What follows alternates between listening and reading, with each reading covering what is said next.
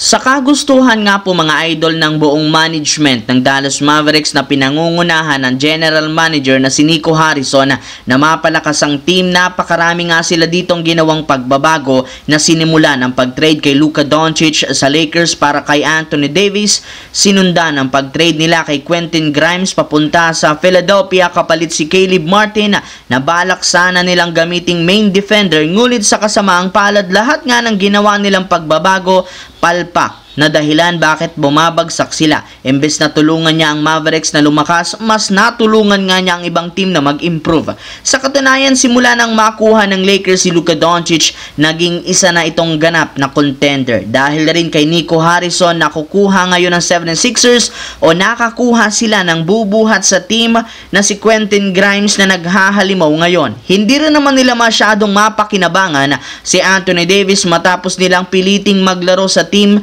ay bigla nga itong na-injury. Bukod dyan, may iniindara namang injury si Caleb Martin na rason bakit hindi nila ito magamit sa nakalipas na laro. Samantala, katulad nga po ng naibalita ko sa inyo, mawawala pa nga si Lebron ng isa pang linggo sa Lakers para tuluyang maka-recover sa injury. Pero mismong si Lebron na ang nagsabi, hindi rin naman siya nag-aalala sa kalagayan ng team sa kabila ng hindi nito paglalaro. Ayon dito, nakagawa rin naman ang coaching staff ng epektibong game plan at adjustment para mapunan ang pagkawala niya, at isa dito ay ang pagkuha kay Jordan Goodwin sa kanyang pwesto sa starting lineup. Kung inyo nga pong mapapansin, si Goodwin ang nagsisilbing starting small forward sa Lakers, which is gumagana rin naman matapos ang kanilang dalawang sunod na panalo. Gamit ang kanyang depensa, napipuwersa nga nitong mag-commit ang kanilang kalaban ng turnovers o di kaya gumawa ng mga magagandang tira. Grabe rin naman ang ginagawa nitong hustle play sa pagkuha ng rebound,